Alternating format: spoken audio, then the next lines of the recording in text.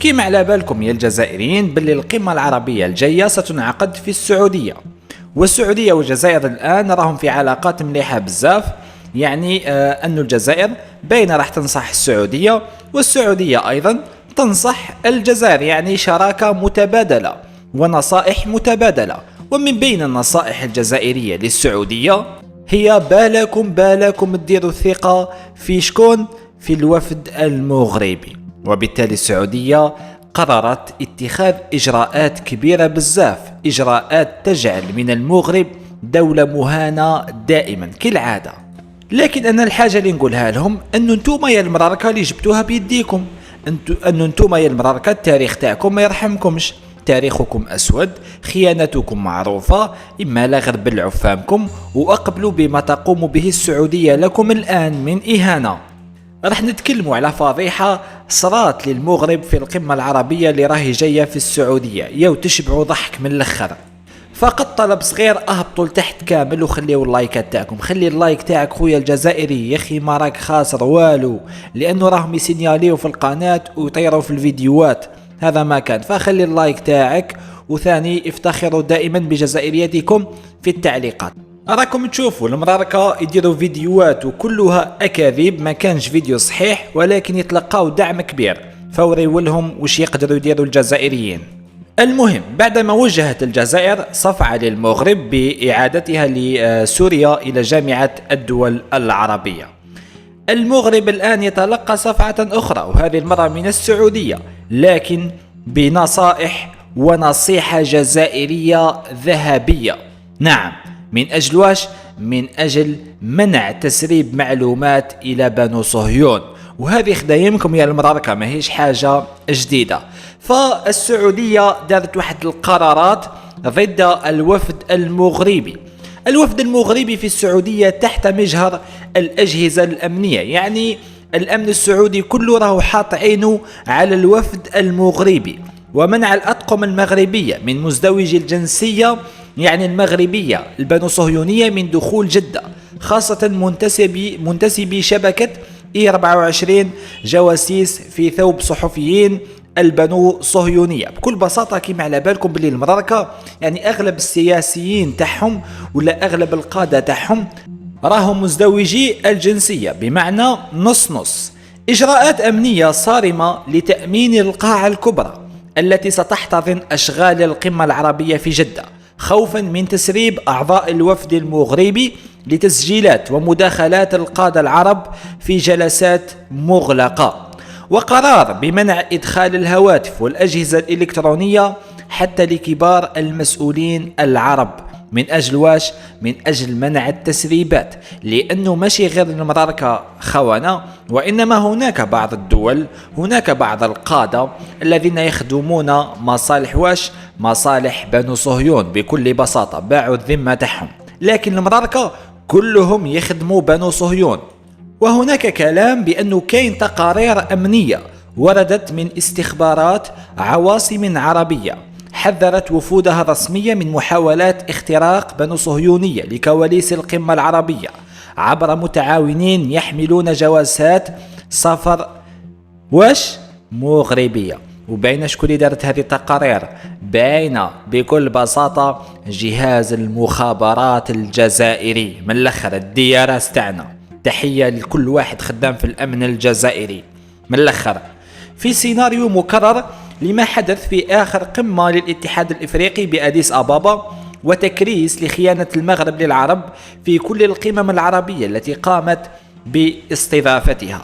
حقيقة يعني السعودية ما فاجأتنيش، كانت باينة راح تدير كيما هكذا، والجزائر ثاني دارت كيما هكذا. نعم، الجزائر دارت أكثر من هكذا، لكن ما أعلنتهاش الجزائر، والسعودية الآن قامت بإعلانها، قامت بإهانتهم أكثر فأكثر. الجزائر باينة، الجزائر ما هيش إعلام وإنما تاع تطبيق. الجزائر تغلط معها تخلص، لكن السعودية بهدلتهم، زاد بهدلتهم أكثر وفضحتهم أكثر.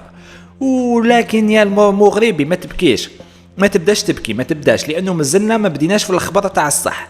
انتوما من بكري خونة، انتوما من بكري بعتوها لبنو صهيون عديد المرات، بالخصوص مساهمتهم في خسارة العرب في 1967 بعد خيانة الحسن الثاني للقمة العربية في 1965. في ذاك الوقت كانوا العرب يعني مشكلين قوة كبيرة ضد بنو صهيون، وكانوا يعني مدارين حرب ضد بنو صهيون، لكن بعد الخيانة تاع المغرب وكشف كل الخطط في وسط القمة العربية لبنو صهيون قاموا ونجحوا في هزيمة العرب. ومانيش انا اللي نتكلم، لانكم راكم تشوفوا هنا هذه قناة CNN العربية، قناة CNN الدولية، يعني قناة عندها وش نقول لكم متابعين ملايين ولا مليارات المتابعين. تقرير: إسرائيل تجسست على قمة عربية بمساعدة من المغرب. خرج الرئيس الأسبق لجهاز المخابرات العسكرية البنو صهيونية شلومو غازيت بمعطيات جديدة حول علاقة الدول العربية ببنو صهيون في العقود الأولى لتأسيس هذه الأخيرة، إذ قال إن المغرب مكنها من تسجيلات قمة عربية استضافها عام 1965، مما هيأ لها سبل الانتصار في حرب 1967، وهو قول لم يستبعده المؤرخ المغربي المعطي منجب. يعني هذا مؤرخ تاعهم زاد أكدها، واللي اسمه المعطي منجب.